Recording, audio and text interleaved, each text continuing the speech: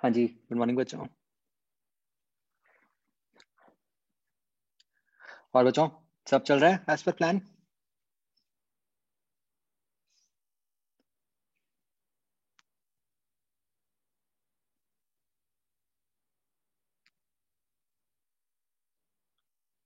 Okay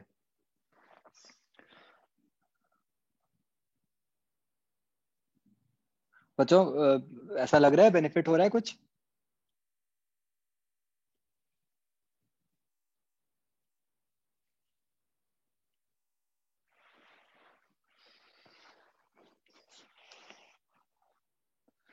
okay.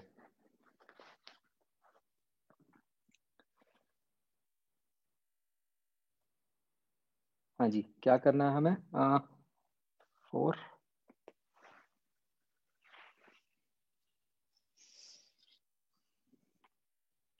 हाँ बच्चों, बताओ।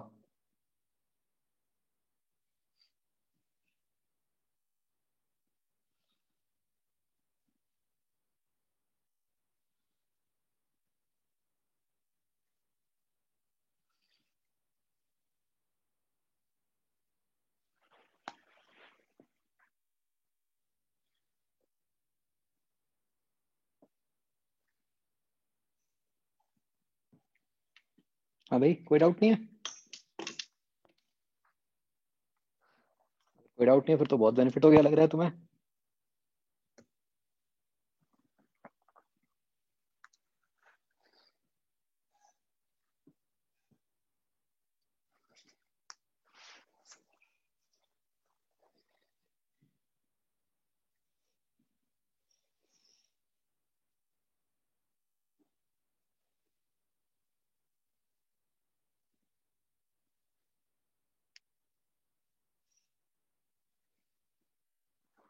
28th question.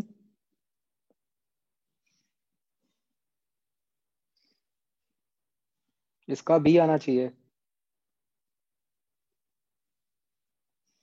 क्या दिया हुआ है? ए दिया हुआ है क्या? Standard mistake. ए कब आता है? अगर आप सीधा एफ इक्वल टू एम में लगा दो। बट हमें क्या लगाना होता है? F minus M G equal to M में, राइट?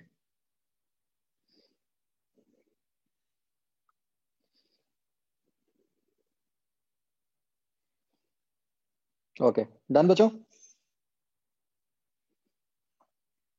29th।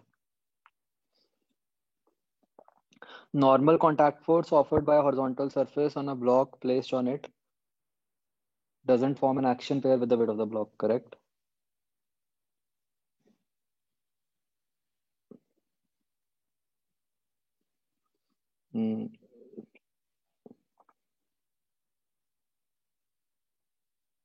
स्टेटमेंट 2 भी करेक्ट है। ये इसका रीजन बनता है कि नहीं?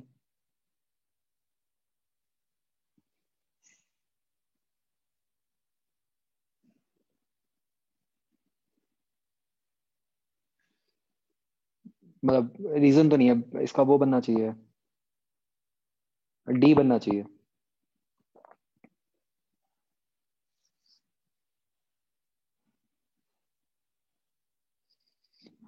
डी कर लो बच्चों इसका।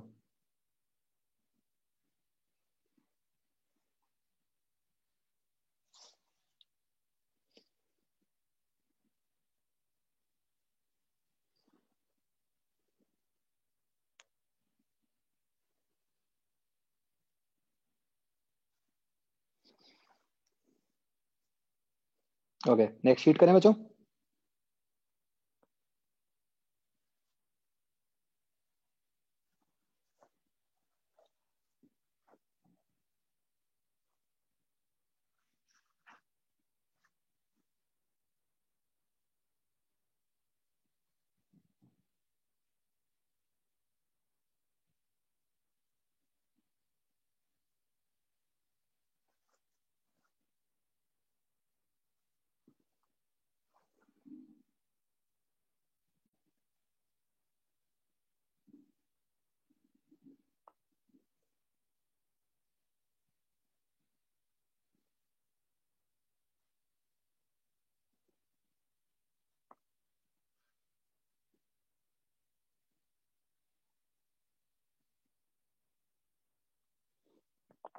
यस।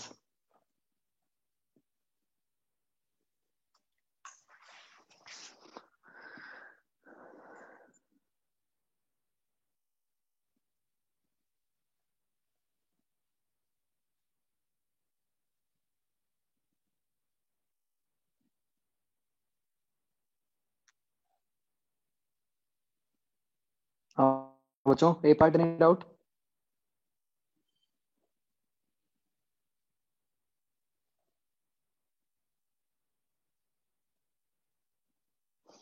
B part.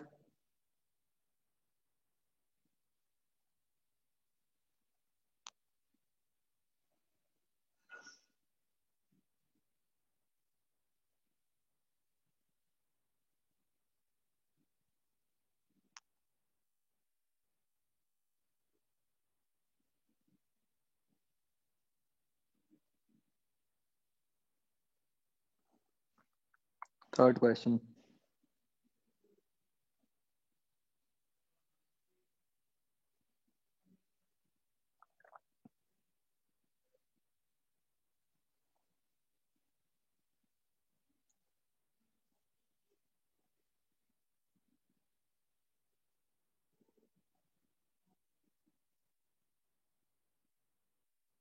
इसका डी आना चाहिए, थर्ड का।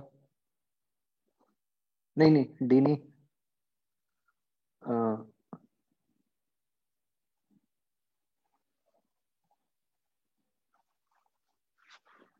क्या बनेगा बच्चों? बेसिकली हाँ, ए बन जाएगा। कैसे निकालोगे आप? दोनों का मोमेंटम तो सेम है। तो वन के पास एनर्जी क्या हो गई? P1² / 2m1। टू के पास हो गई P2² / 2m2। और आपको पता है कि E1 + E2 = A।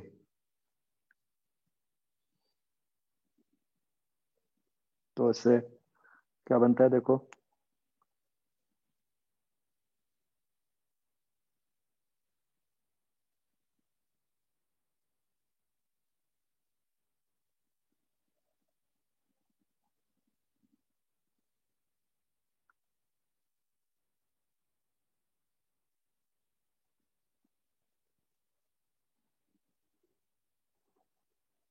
ए बन जाएगा ना?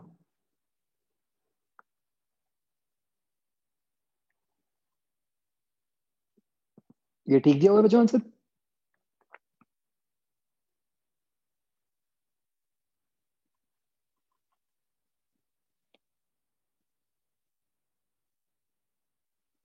ओके, आगे बच्चों।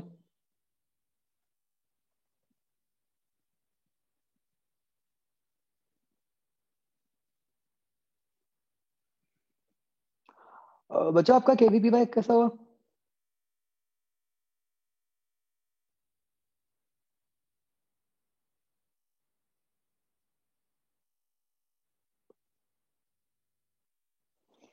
अच्छा, मैथ्स टफ थी।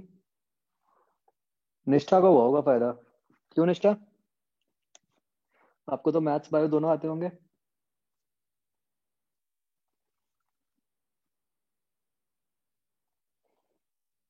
How was physics?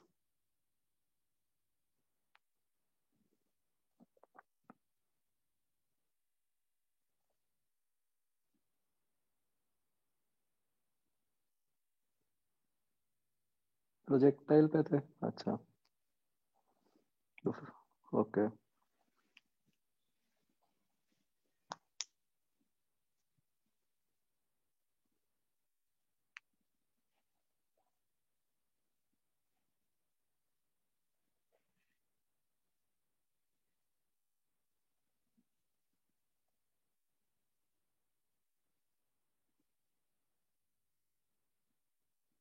हाँ बच्चों, इसमें बताओ बी पार्ट में कोई डाउट?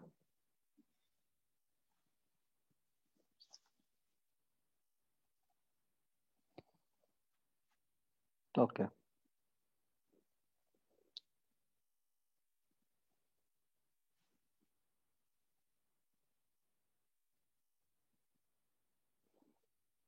अगली भी थी बच्चों शीट, या यही थी?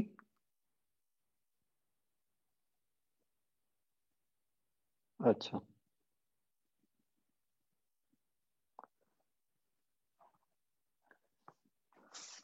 और बच्चों कोई और डाउट इन दो चैप्टर्स से रिलेटेड?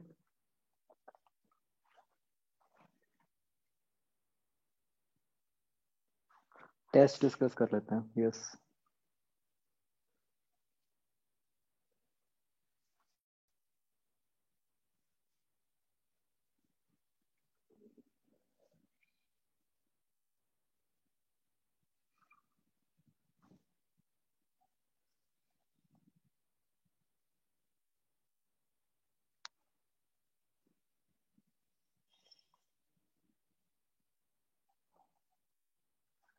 मैं बच्चे एक बार टेस्ट डिस्कस कर रहा हूँ, ठीक है? फिर कोई भी जो आपके चैप्टर से स्पेसिफिक कोई और डाउट्स हुए वो डिस्कस कर लेंगे। आशीष, तनवीर, जो आपने पूछे थे ना, उसके बाद मैं बताता हूँ।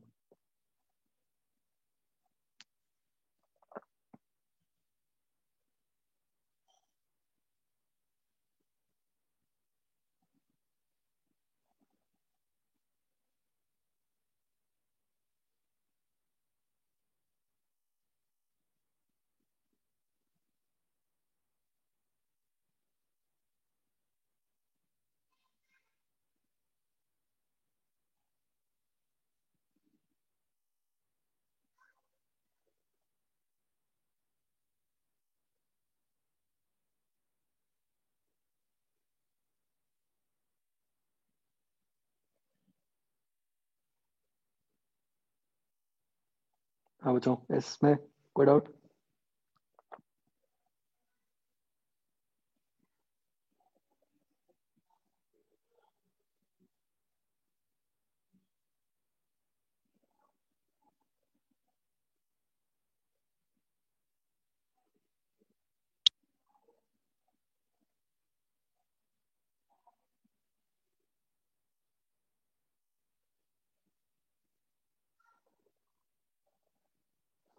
Perfectly elastic ball bouncing on a horizontal surface.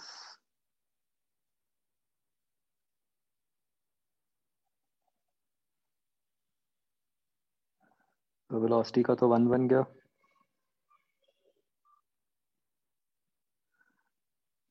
And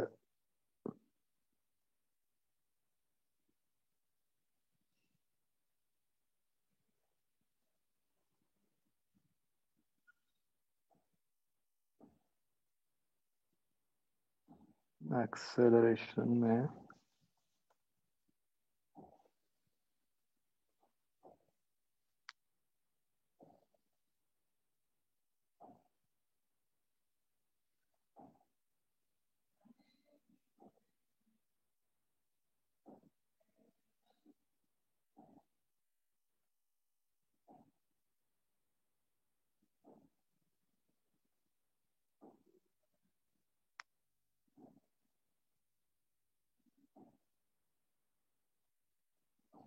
3 बनेगा बच्चों एक्सेलरेशन का।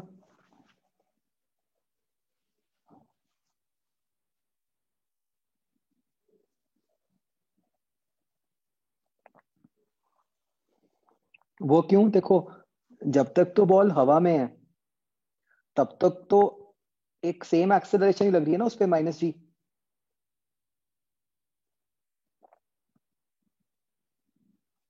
और जो वो थोड़ी सी ड्यूरेशन के लिए जमीन के कांटेक्ट में, तब क्या होगा?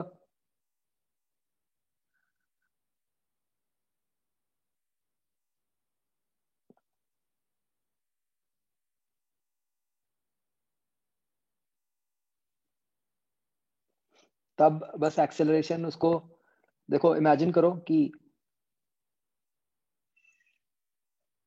मतलब पहले एक्सेलरेशन -g से वो गिर रही है, अब जब वो जमीन से टकराई तो वो एक्सेलरेशन क्या करेगी? उसको उसने उसको ऑपोजिट डायरेक्शन में वेलोसिटी देनी है, राइट? तो एक्सेलरेशन पहले बढ़ेगी और फिर खत्म होके फिर वो बाद में -g बन जाएगी।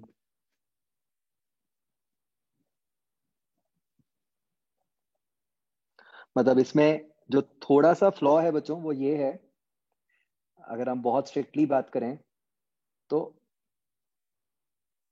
वेलोसिटी में तो उन्होंने कोई टाइम नहीं दिखाया, वेलोसिटी चेंज में है ना दिखा दिया कि सडनली वेलोसिटी नेगेटिव से पॉजिटिव हो रही है। एक्सेलरेशन में उन्होंने एक पूरा इंटरवल दिखा दिया, मतलब वेरी स्ट्रिक्टली जो इसका ग्राफ होना चाहिए था, अगर वेलोसिटी का ग्राफ 1 है तो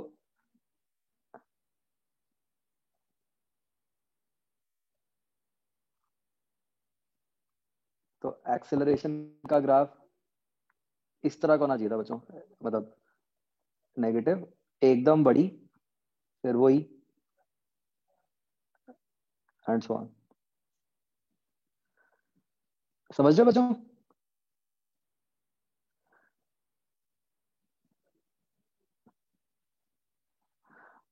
बट मतलब चलो, ऑप्शन से हमें समझ आ रहा है कि वो अब वही पॉसिबिलिटी है।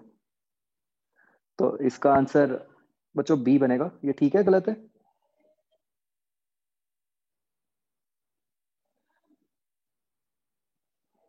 ओके।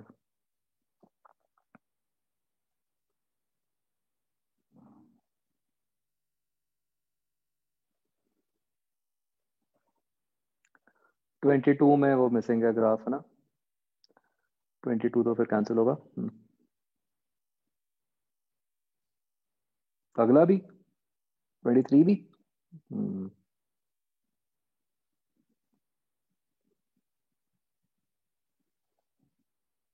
ठीक है।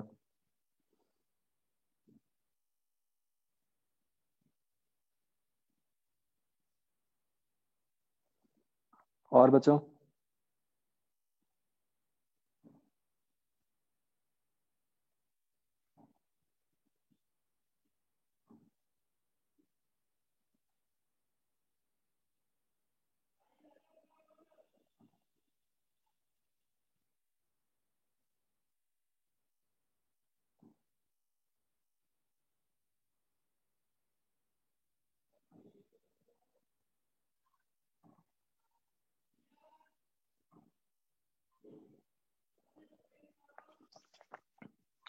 और कोई है बच्चों?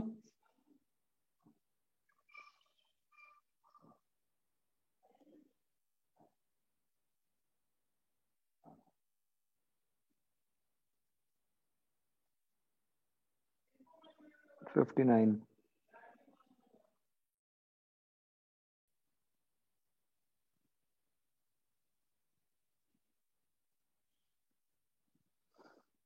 The radius vector locating highest point is a triangle of elevation pi by। ये किसकी बात कर रहे हैं हम? tan theta equal to h upon r/2। तो मतलब परपेंडिकुलर अपॉन बेस हो गया ना एक तरह से।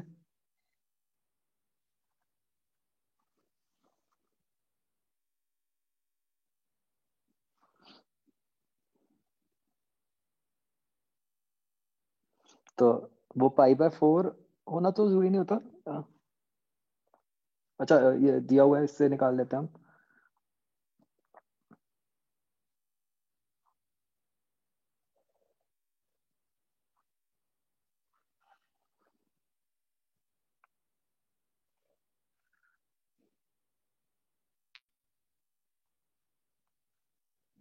हमें बेसिकली इस एंगल की बात हो रही है।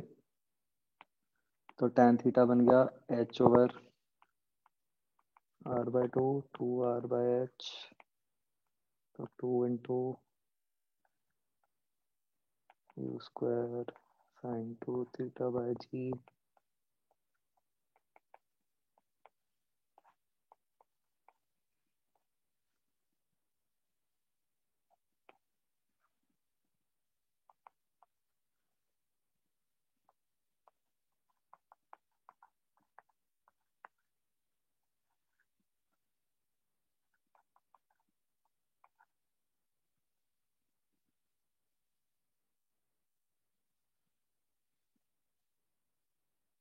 हाँ, उल्टा लग दिया मैंने।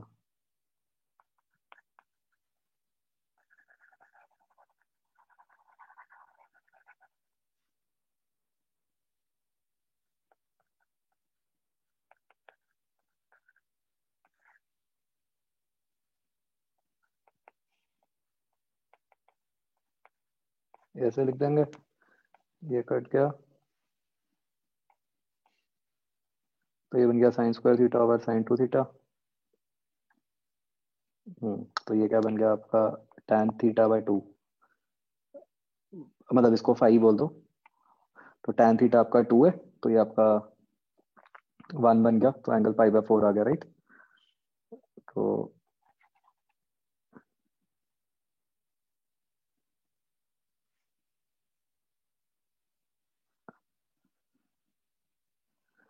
तो ये स्टेटमेंट तो करेक्ट हो गई।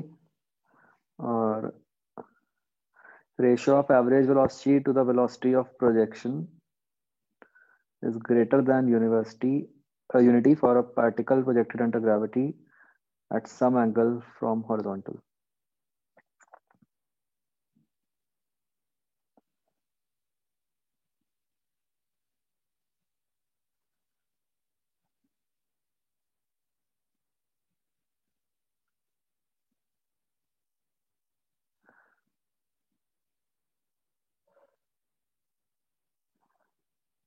हम कह रहे हैं ratio of average velocity to the velocity of projection is greater than unity.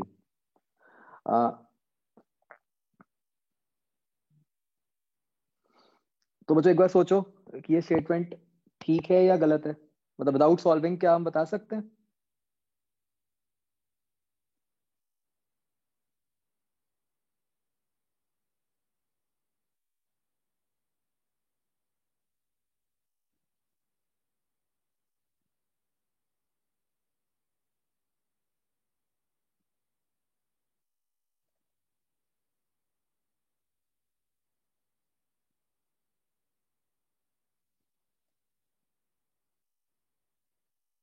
बताओ।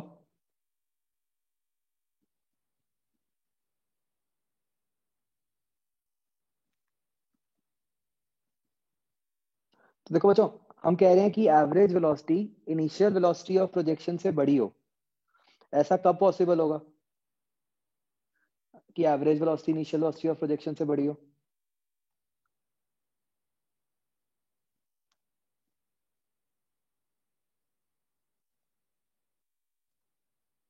क्या आप ये बात बच्चों लॉजिकली सोच पा रहे हो कि ऐसा तो तभी पॉसिबल होगा ना अगर उसकी वेलोसिटी बढ़ रही हो इन द मोशन?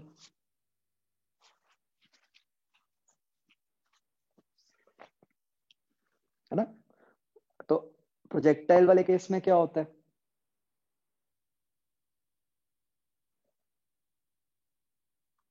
प्रोजेक्टाइल वाले केस में तो क्या होता है कि पहले इनिशियल से कम होनी शुरू होती है और फाइनली इनिशियल के इक्वल हो जाती है मैग्नीट्यूड वाइज।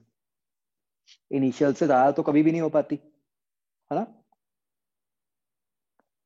तो इससे क्या पता चल गया कि जो स्टेटमेंट 2 है वो गलत है,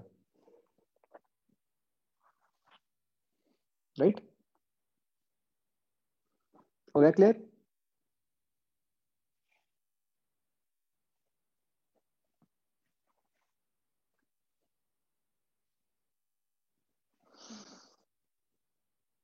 आंसर डी दिया हुआ है।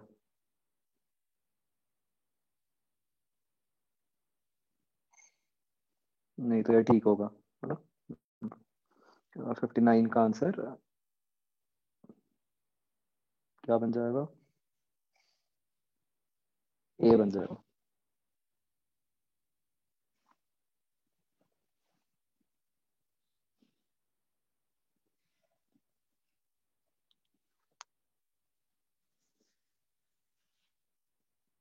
ओके।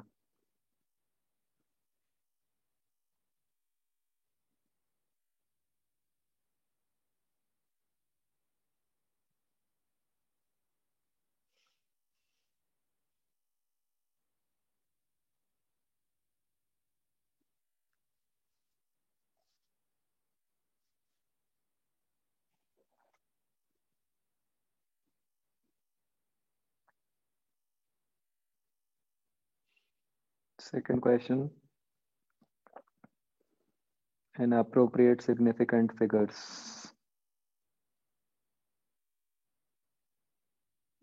ये क्या ऑप्शंस नहीं है इसमें? अच्छा,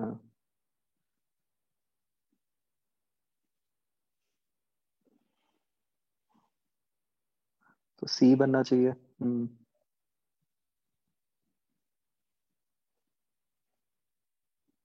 है ना बच्चों, तो सबको क्लियर है सी बनेगा। आगे।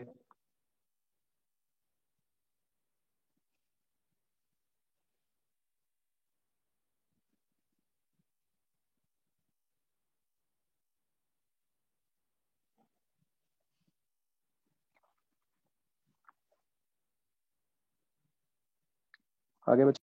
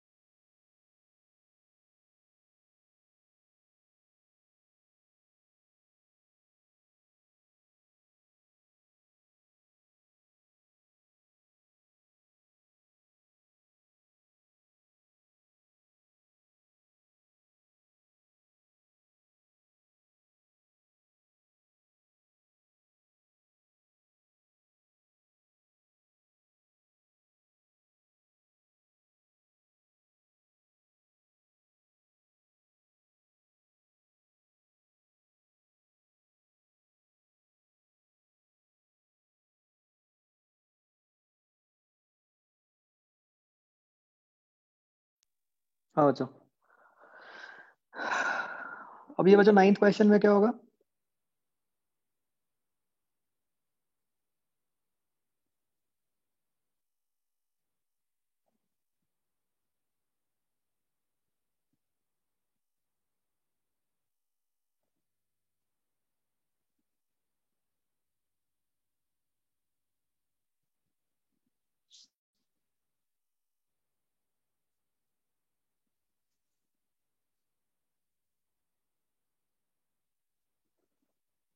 तो बच्चों बस इसमें आप समझ सकते हो कि हम बस धक्के से आंसर ए निकाल देंगे, बट एज सच मतलब it is not making any sense, है ना? क्योंकि आप कंपेयर ही डिफरेंट क्वांटिटीज को कर रहे हो, तो उसमें प्रिसीजन की बात कैसे करोगे आप? मतलब ए तो हमने बस, मतलब ए और बी मेजरमेंट्स ही अलग अलग है ना। मतलब अगर सेम वैल्यू को डिनोट कर रहे होते फिर तो हम फिर बात करते कि कंपेयर कर लेते हैं। मतलब how can we compare 5 mm with 5 centimetre, है ना? तो वो धक्के से है कि वो हमें समझ आ रहा है कि हाँ सेकंड प्लेस ऑफ तक मेजर हो गया, तो इसलिए ए कर दिया।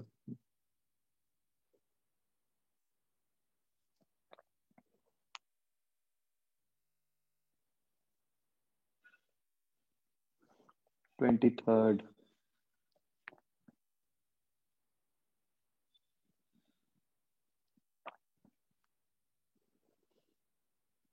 Coming from 8th floor, just about to reach 4th floor,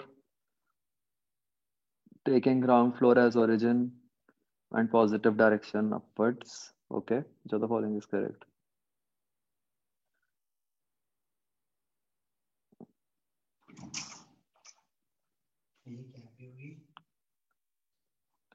तो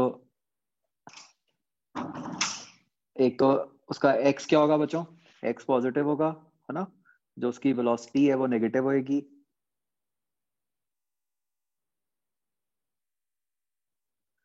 और जो उसकी एक्सेलरेशन है वो पॉजिटिव होएगी। एक्सेलरेशन पे कैसे कमेंट करेंगे हम? Coming from 8th floor, just about to reach 4th floor, मतलब वो रेस्ट पे आ रही है, मतलब उसको रिटार्ड हो रही है ना वो, तो वेलोसिटी डाउनवर्ड्स है।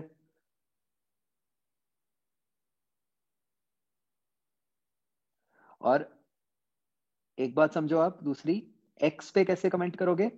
सी, x is not displacement, x तो कोऑर्डिनेट है, डेल्टा x थोड़ी है वो, और ओरिजिन क्या दिया हुआ है? ग्राउंड फ्लोर, तो x तो उसका पॉजिटिव ही रहा ना।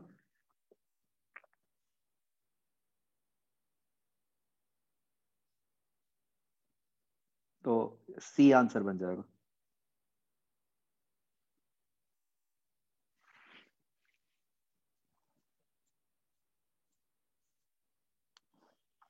आगे,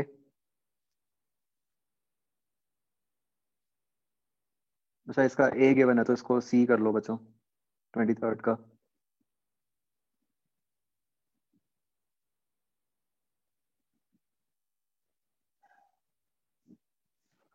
आ, ये निष्ठा आपने ना मेरे को मैसेज करना है, मतलब सारे टेस्ट की जो करेक्शंस हैं, फिर मैं करा दूंगा। जो वो पहला भी हुआ था ना, उसमें जो क्वेश्चंस कैंसिल थे, वो वाले भी बताने हैं आपने, और अभी वालों भी सब में। 24th।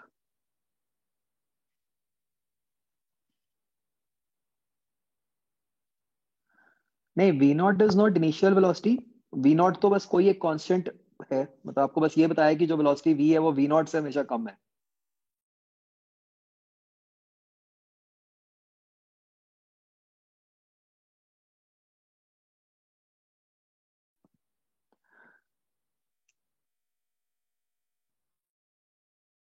कि स्पीड हमेशा पॉजिटिव है, तो yes displacement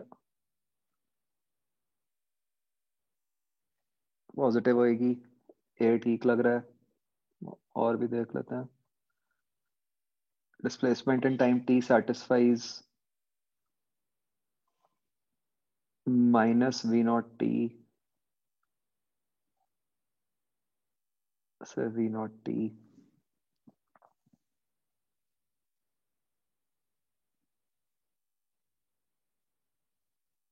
v is instantaneous speed, yes।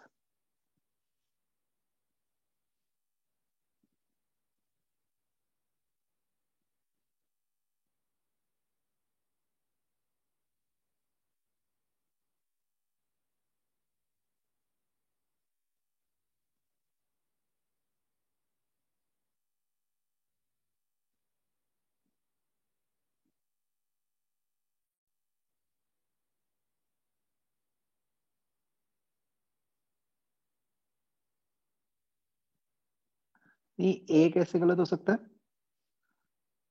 कि displacement must always take non negative values? Sir अगर पहले like it is going straight with velocity v and then it returns back with velocity v नहीं, और उससे पीछे चले जाए नहीं, बट उससे तो वी नेगेटिव हो गया ना, आपको तो ये कहा हुआ है कि वी इज ऑलवेज पॉजिटिव। तो इंस्टेंटेनियस स्पीड तो नेगेटिव कहेंगे ही ना। अच्छा, स्पीड है, राइट राइट राइट। हम्म।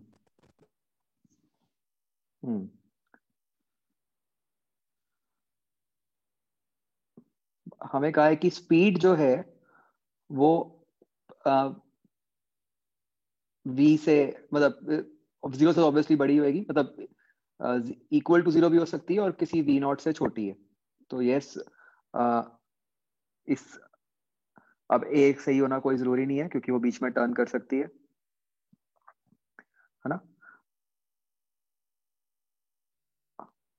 और बी, बी बच्चों सही है गलत है? जैसे उसके अलावा बाकी देख लो, वो फटाफट पता चल जाएगा कि acceleration is always a non negative number. Is it necessary? No. है ना, जब वो डायरेक्शन चेंज कर रही होगी तो एक्सेलरेशन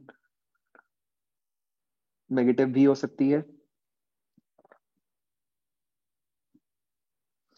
इनफैक्ट एक्सेलरेशन जीरो भी हो सकती है अगर हम कांस्टेंट स्पीड से मूव करें। और motion has no turning points, ये भी गलत हो गया, कर सकती है टर्न। तो बी बन जाएगा, है ना। और बी आप समझ रहे हो कि ये कैसे आया? वो एक्सट्रीम्स ले लिए हमने वेलोसिटी के, कि माइनस वी नॉट से वी नॉट।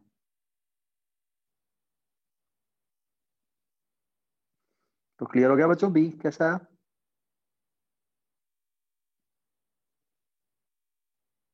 आगे।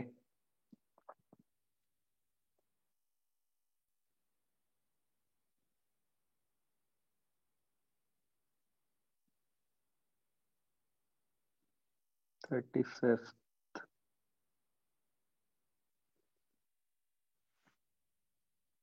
Instantaneous speed is a positive constant, मतलब कांस्टेंट स्पीड से मूव कर रहा है पार्टिकल। तो which of the following are necessary true? Acceleration zero गलत है, एक्सेलरेशन इज बाउंडेड।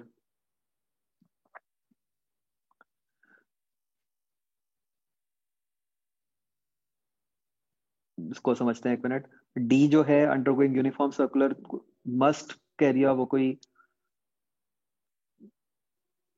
ये डी बच्चों जरूरी है ट्रू होना कि नहीं?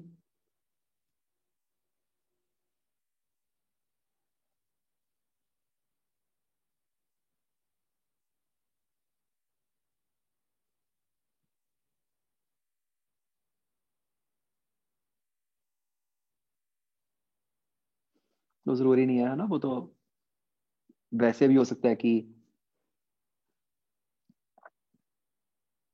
किसी और टाइप ऑफ मोशन में भी वो कांस्टेंट स्पीड से तो मूव कर रहा हो ही सकता है। मतलब ये तो कोई जरूरी नहीं है कि वो सर्कुलर ही हो, है ना। तो,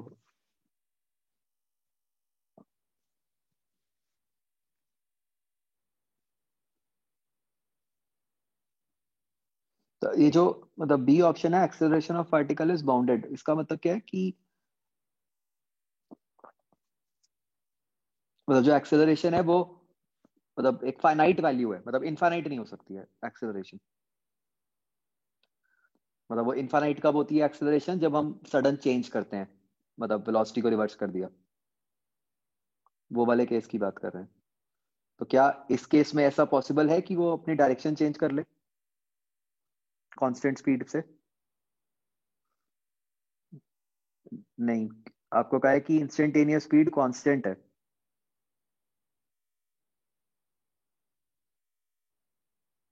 तो वो सडन चेंज नहीं कर सकता ना। तो सडन चेंज के लिए तो उसको जीरो करनी पड़ेगी और फिर ऑपोजिट डायरेक्शन में आएगी। इस केस में अगर उसको अपना मतलब डायरेक्शन चेंज करनी भी है तो वो कैसे चेंज कर पाएगा? मतलब वो तो एक तरह से कुछ यू टर्न टाइप्स ले सकता है पार्टिकल,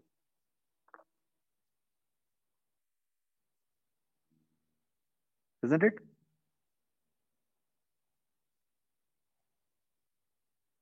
तो मतलब तो बी स्टेटमेंट करेक्ट है कि एक्सेलरेशन उसकी कुछ मतलब बाउंडेड ही होगी, इनफाइनाइट एक्सेलरेशन नहीं हो सकती।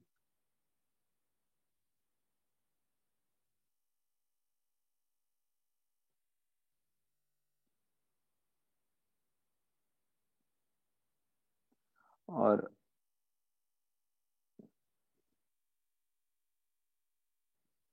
हाँ, सी भी ठीक है बिल्कुल, कि प्लेन में ही होएगी एक्सेलरेशन जो भी होएगी, आउट ऑफ प्लेन नहीं हो सकती।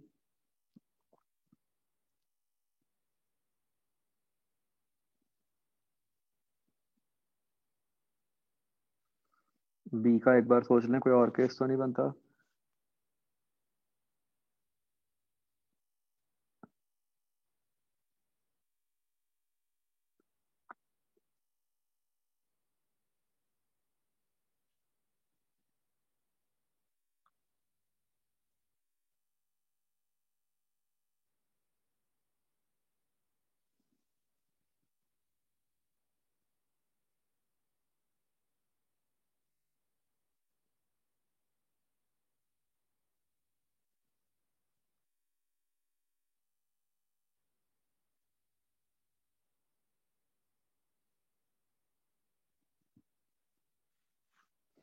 मतलब अब बी में एम्बिग्विटी ये है कि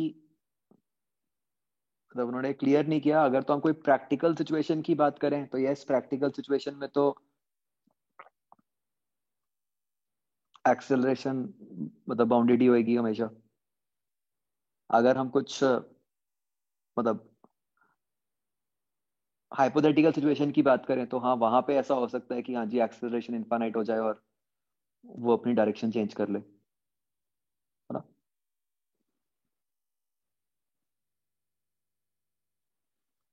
तो मतलब आप बी सी दोनों ही ठीक कर लो इसमें।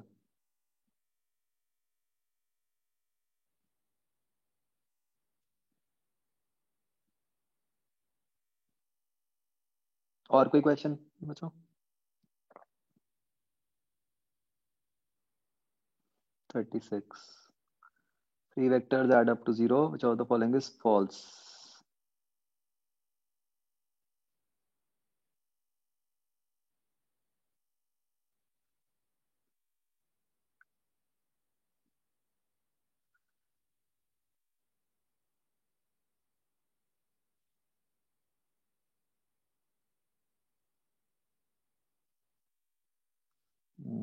कुछ मिसप्रिंट लग रहा है ना, कि क्या बात करना चाह रहे हैं वो, डॉट प्रोडक्ट की या क्या?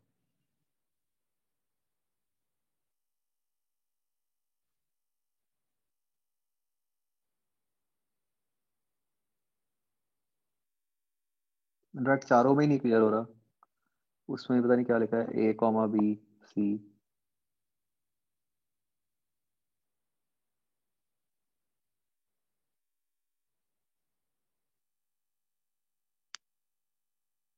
इसको कैंसिल कर दो बच्चों, 36 को।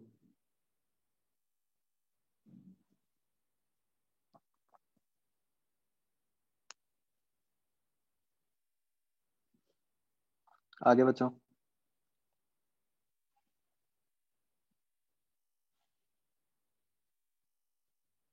37,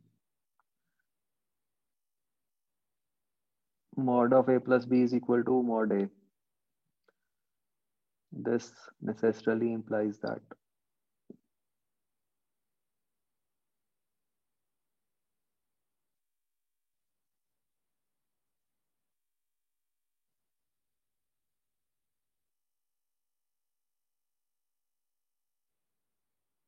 इसमें तो B जीरो ही होना पड़ेगा तभी ऐसा आ सकता है।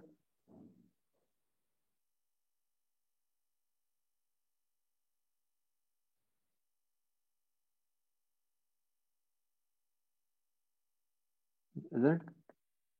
हाँ, तो फिर D भी हो सकता है, यस। तो मतलब इसका A और D दोनों ठीक है।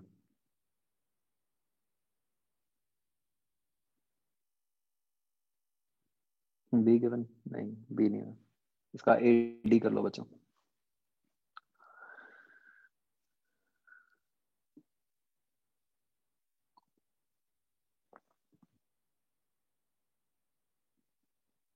और बच्चों?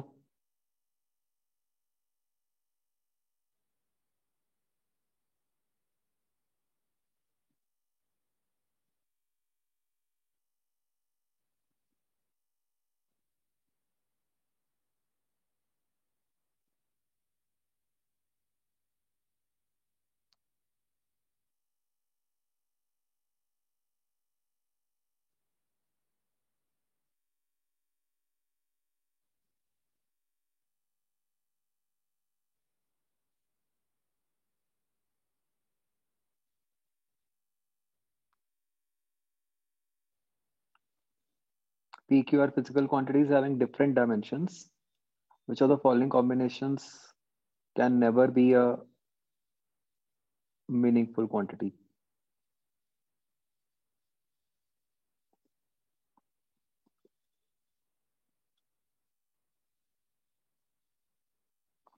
तो जो एक तो मतलब वैसे थोड़ा क्लियर हो रहा है कि मतलब R भी होगा, है ना, ऑब्वियसली।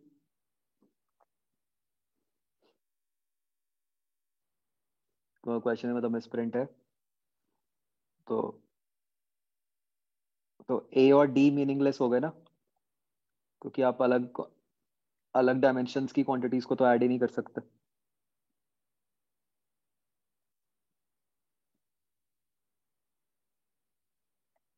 राइट?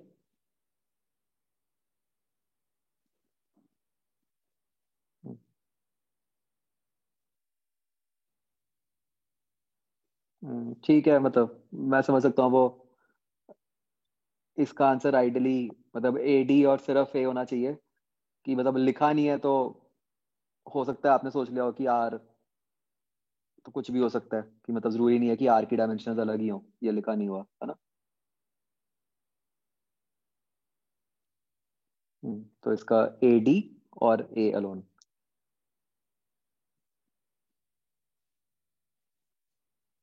आगे।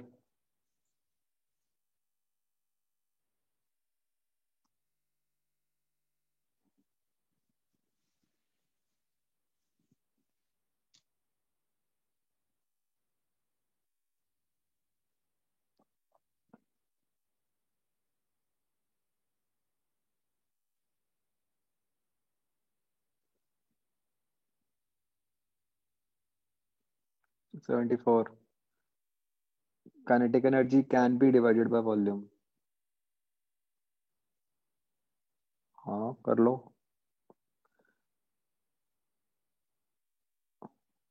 मतलब दोनों ठीक है, बट कोई वो एक्सप्लेनेशन नहीं है।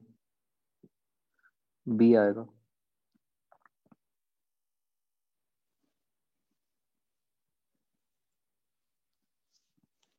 ठीक कर लो इसका ना, 74 का बी आएगा।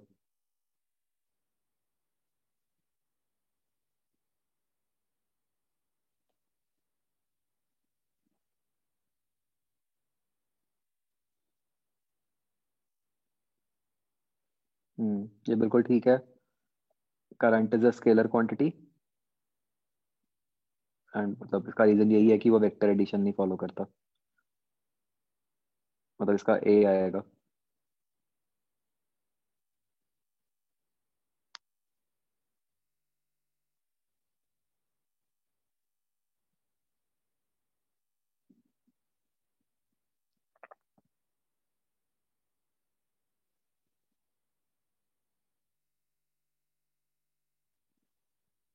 ठीक है बच्चों।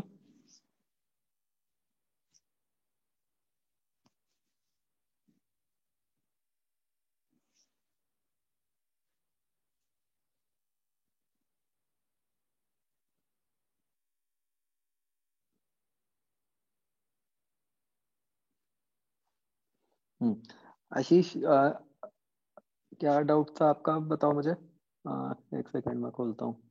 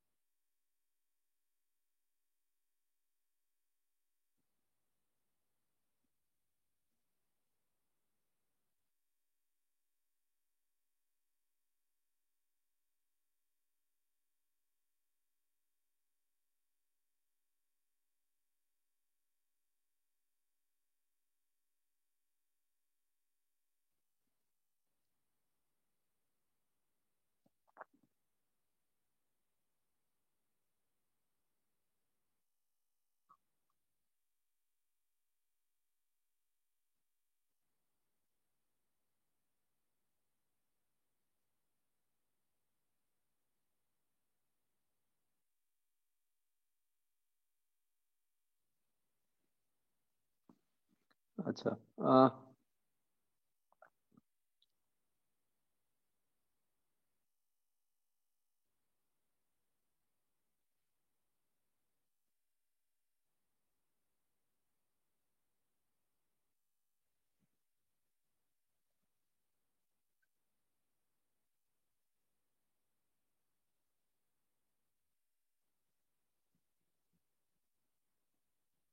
तो जो क्वेश्चन ये था कि जैसे मान लो वो जो उस टाइप के क्वेश्चन होते हैं ना, हैंगिंग चेन,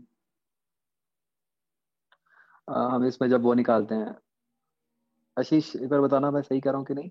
तो डाउट था कि जैसे जब हम इस टाइप के क्वेश्चंस करते हैं कि चेन पहले कुछ पार्ट हैंग कर रहा है, फिर कुछ पार्ट हैंग कर रहा है। तो जब हम चेंज इन पोटेंशियल एनर्जी निकालते हैं,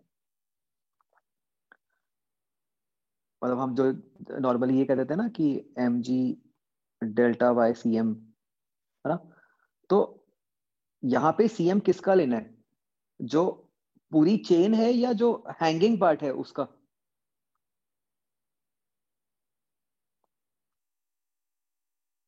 है ना, यही है डाउट। तो यहाँ पे हम जो लेते हैं, हम सिर्फ हैंगिंग पार्ट का लेते हैं। ठीक है, दिस इज मतलब ये जो रिजल्ट है ये एप्लीकेबल ही उस पार्ट के लिए ही है जो पार्ट आपका मतलब एक तरह से हवा में है। तो मतलब यहाँ पे आपको क्या करना पड़ेगा, मतलब यहाँ पे तो आपका एक तरह से एम भी चेंज हो रहा है कि मतलब अगर आपकी पहले ये चेन है, बाद में मतलब ऐसे हो गया कुछ, तो तो आपकी फर्स्ट केस में जो बॉडी है वो ये वाली है, इसका सीएम लिख के आप इसकी पोटेंशियल एनर्जी लिखोगे। सेकंड केस में आपकी जो बॉडी है वो ये वाली है, तो आप इसका सीएम लिख के इसकी पोटेंशियल एनर्जी लिखोगे। मतलब यहाँ पे आप पूरी चेन की इसके CM does not make any sense.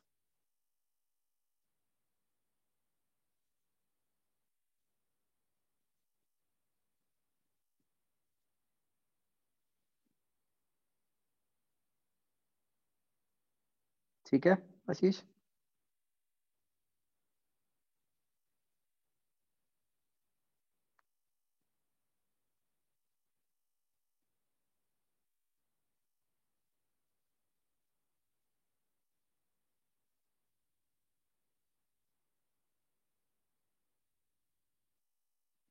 वो रोटेशन में मतलब पूरी बॉडी इन्वॉल्व होती थी ना हमेशा, रोटेशन में कभी ऐसे पार्शियल बॉडी का चक्कर नहीं पड़ा था, इसलिए कोई फर्क नहीं पड़ा, वो आंसर आ ही जा रहा था। रोटेशन में तो हम सारा रिजिड बॉडीज के लिए पढ़ते हैं ना, ये कंसेप्ट तो नॉन रिजिड बॉडी हो गई।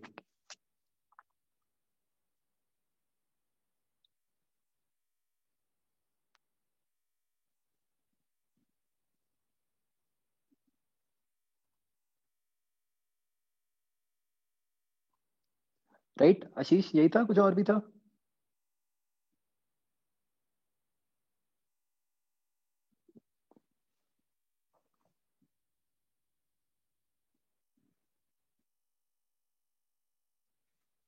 ये वाला कुछ था, ये जो आपने दिया कि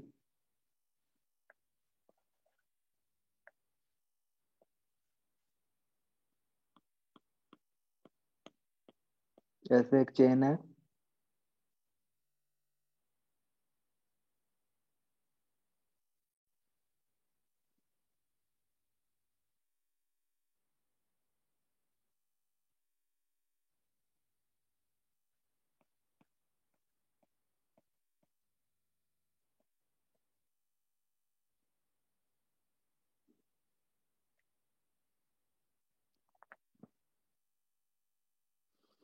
अच्छा ये वाला जो मैंने बनाया ये तो क्लियर हो गया होगा आपको, है ना? इसमें भी वही बात है कि जो हवा में पार्ट है, जो वाई में पार्ट है, उसका सीएम लेना है।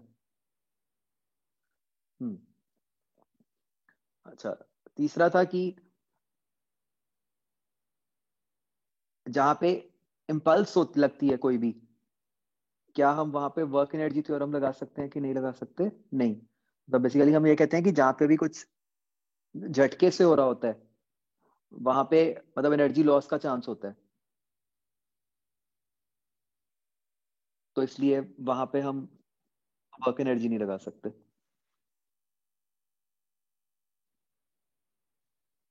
ओके। तनवीर, आपका डाउट था?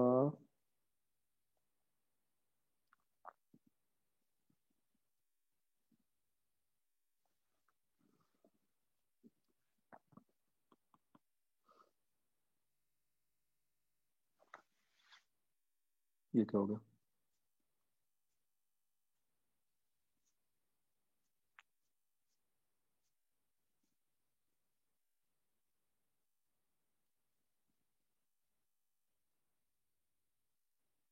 ओए कहाँ गया सर?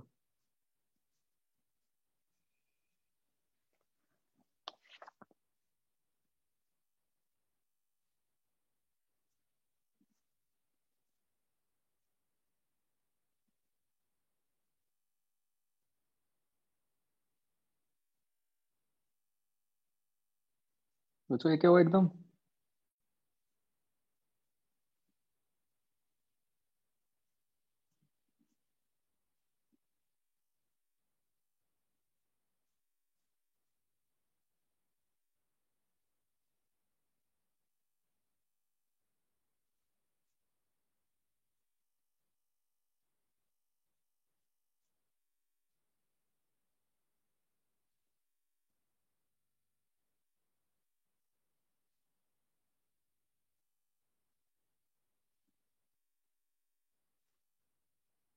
ये क्या गायब सब?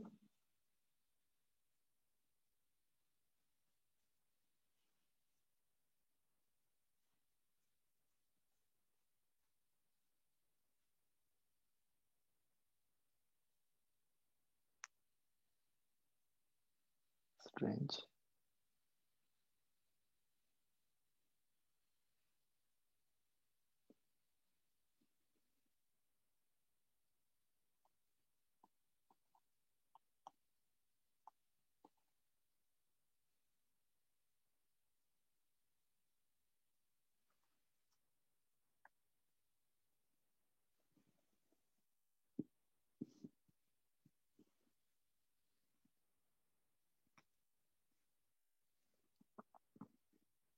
हाँ जी, तो एक क्वेश्चन था, ये आई थिंक हमारी 3A का है कि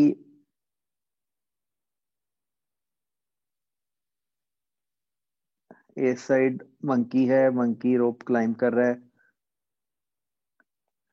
कि पहले तो वो इतनी एक्सेलरेशन से क्लाइंब कर रहा है कि he is just able to lift this mass capital M. तो अगर मास कैपिटल एम को लिफ्ट करना है तो बेसिकली टेंशन कितनी चाहिए हुई आपको? Capital M G. तो मंकी का एफबीडी क्या बन गया? Capital M G small M G. तो उससे आप उसकी एक्सेलरेशन निकाल लोगे। ठीक है जी। अब सेकंड केस में आपको पूछा गया है कि अब मंकी बस रोप को पकड़ के खड़ा हो गया, मतलब उसने मास एम को हवा में उठा लिया।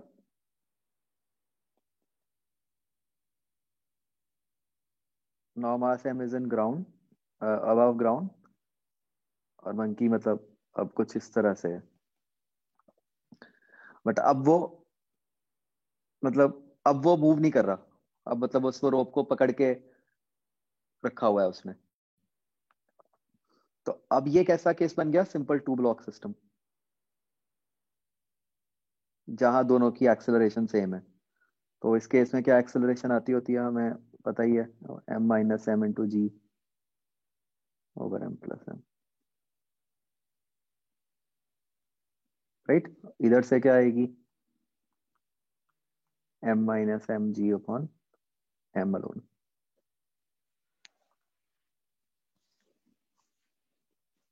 क्लियर तनवीर?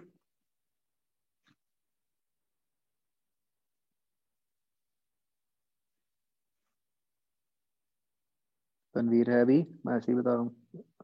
अच्छा है। हाँ भाई तनवीर।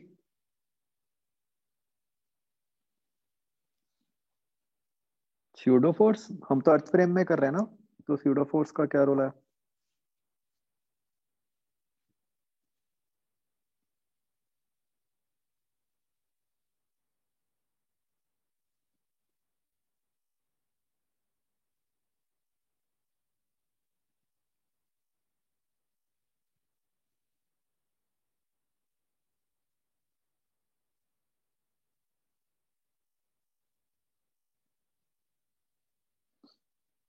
हाँ तो हम उसके फ्रेम में नहीं कर रहे ना, हम तो अर्थ फ्रेम में ही कर रहे हैं कि yes monkey stops with respect to string.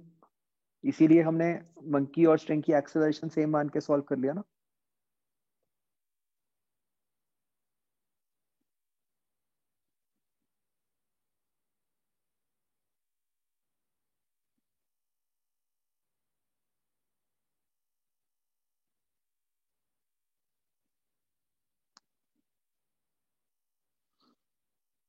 Okay,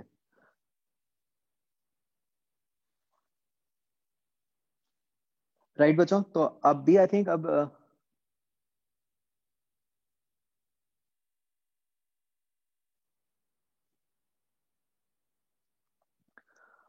वो जो बर्ड केज वाली प्रॉब्लम्स होती हैं उसमें क्या होता है कि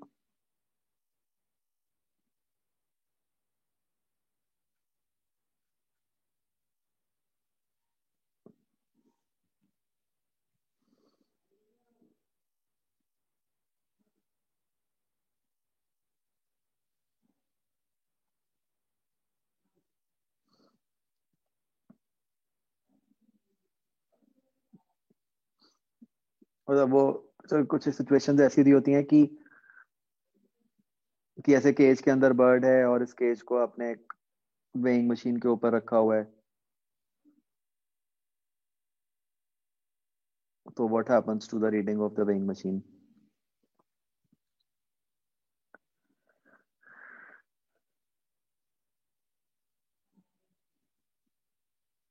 तो जो यहाँ पे क्या होता है कि दो केस बनते हैं कि ये ओपन केज है या ये क्लोज्ड केज है। ठीक है, अगर तो ये ओपन केज है, राइट, तो हम ये अज्यूम कर लेते हैं कि बेसिकली बर्ड ने अगर ऊपर को उड़ना है तो बर्ड एयर को नीचे धक्का मार रही है ना, ये बात तो पक्का है। इस चीज को तो इससे कोई फर्क नहीं पड़ रहा कि केज क्लोज्ड है या ओपन है। इन ईदर केस अगर बर्ड को ऊपर उड़ना है तो उसको नीचे वाली एयर को धक्का मारना पड़ेगा। ठीक है, अब जब ओपन केज होती है तो हम ये मान सकते हैं कि भाई जब एयर को धक्का मारा तो एयर साइड से निकल गई, राइट। वेराज जब क्लोज्ड केज है तो हम ये कहते हैं कि जब एयर को नीचे धक्का मारा तो अब एयर कहीं जा तो सकती नहीं, तो एयर वही धक्का नीचे को मारेगी। तो तो ओपन केज में भी से कि कोई फर्क नहीं पड़ा रीडिंग पे, क्लोज्ड केज में भी से कि जो नीचे वाली रीडिंग है वो बढ़ जाती है।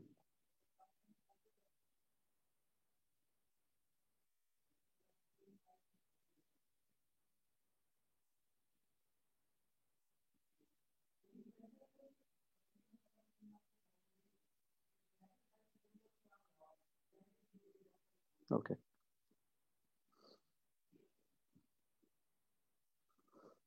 चलो ठीक है बच्चों, अब आई थिंक अगले आपके चैप्टर्स अब रोटेशन वाले हैं, है ना।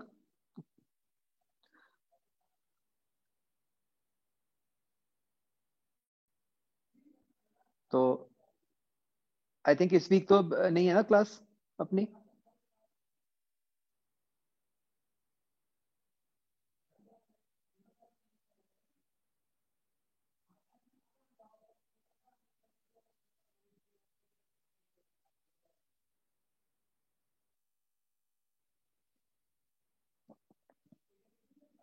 ठीक है, तो इस वीक नहीं होएगी बच्चों, नेक्स्ट वीक होएगी क्लास अपनी अब, ठीक है।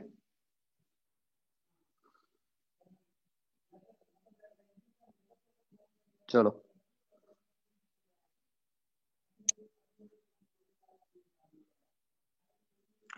ओलंपियाड्स के लिए प्रैक्टिस टेस्ट ओपन है, अ, आपने देने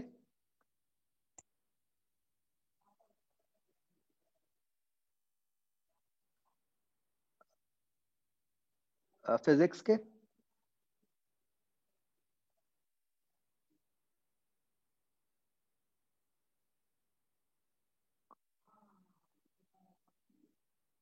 बायो के, अच्छा, बायो तो कोई बाई चांस 12th का बच्चा दे ही नहीं रहा।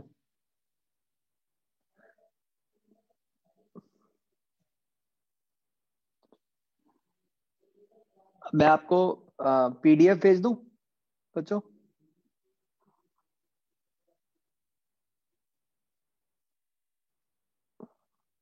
केमिस्ट्री का तो बिल्कुल ही कोई फायदा नहीं है, उसमें तो अभी बहुत सिलेबस मिसमैच होगा,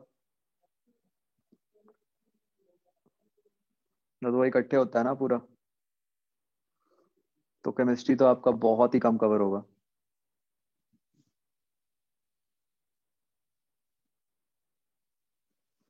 तो मैं ऐसा करूंगा, मैं ना आपके ग्रुप पे प्रीवियस ईयर के कुछ पीडीएफ शेयर करूंगा, वो आप प्रैक्टिस के लिए दे देना बच्चों, ठीक है?